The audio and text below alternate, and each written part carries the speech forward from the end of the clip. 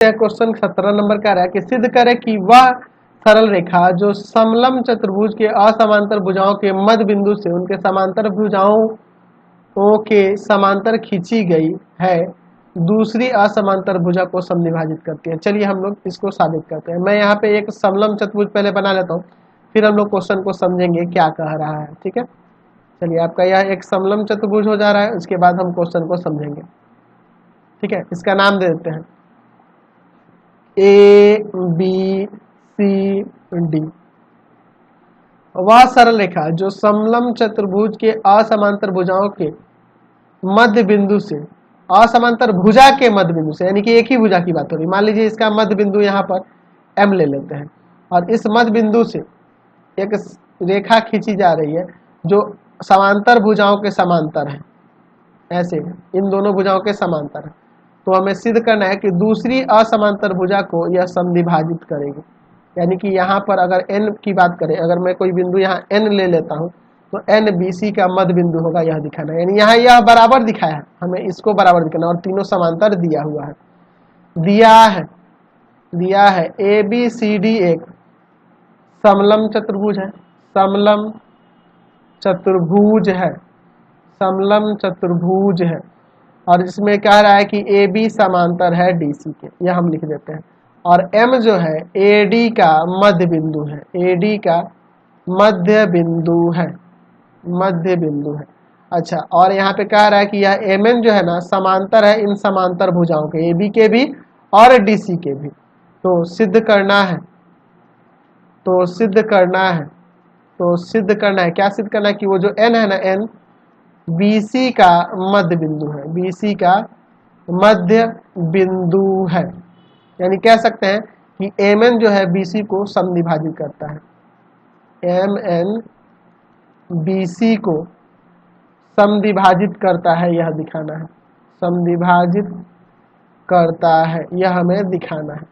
चलिए दिखाते हैं, बहुत ही सिंपल सा क्वेश्चन है। प्रमाण, तो इसमें एक रचना करनी होगी हमें,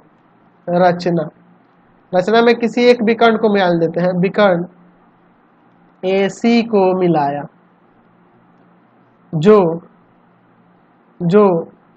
MN को O पर काटती है। ठीक है, इस तरह से हम लोग ये रचना कर देते हैं। चलिए AC को मिलाया जो MN को काट रही है O पर। ठीक है, ये डॉटेड कर दिया, यहाँ बिंदु O दे दिया। चलिए अब इसका प्रमाण देखो, बहुत ही सिंपल सा क्वेश्चन है। अच्छा देखो तो इसका प्रमाण। अच्छा, यहाँ पे हम लोग क्या देख रहे हैं, आओ आप त्रिभुज ADC में, इस त्रिभुज में ADC में M AD का मध्य बिंदु है, AD का मध्य बिंदु है, मध्य बिंदु है ना जी। और यहाँ पे हम लोग लिख सकते हैं तथा MO समांतर है DC के, MO समांतर है DC के। क्यों? क्योंकि चूंकि आपका MN समांतर है ना DC के, तो इसका ये छोटा वाला हिस्सा भी तो इसके समांतर हो जाएगा ना जी, बिल्कुल हो जाएगा। तो देखो इस त्रिभुज में ADC में एक मध्य बिंदु दिया है एक भुजा का, और वहां से होकर जाने वाली रेखाखंड किसी दूसरे भुजा के समांतर हो रही है, त्रिभुज की दूसरे भुजा के समांतर, तो वह तीसरे भुजा को समद्विभाजित करती है। यानी कि O जो होगा AC का मध्य बिंदु हो जाएगा, O AC का मध्य बिंदु है, इसलिए O AC का मध्य बिंदु है, AC का मध्य बिंदु है, मध्य बिंदु है। ठीक है, ये आपका C है, यहाँ पर AC का मध्य बिंदु है। कैसे हुआ?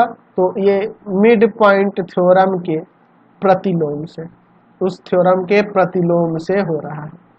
चलिए, चूंकि O आ गया AC का मध्य बिंदु है, और यहाँ पर हम लोग लिख सकते हैं, यहाँ पे लिख सकते हैं कि ON जो होगा ना वह समांतर होगा AB के। क्यों? क्योंकि चूंकि MN समांतर है AB के, इसलिए उसका एक हिस्सा यह ON जो होगा इस AB के समांतर हो जाएगा, AB के, सॉरी माफ करना, AB के समांतर हो जाएगा। अच्छा, जब ये इसके समांतर है और ये मध्य बिंदु है, तो यहाँ पे कह सकते हैं ना कि N जो है BC का मध्य बिंदु है, इसलिए N BC का मध्य बिंदु है, मध्य बिंदु है। हमें यही ना दिखाना था, मध्य बिंदु है ना। यानी ये कैसे हुआ? तो वही मिड पॉइंट थ्योरम के प्रतिलोम से, प्रतिलोम से।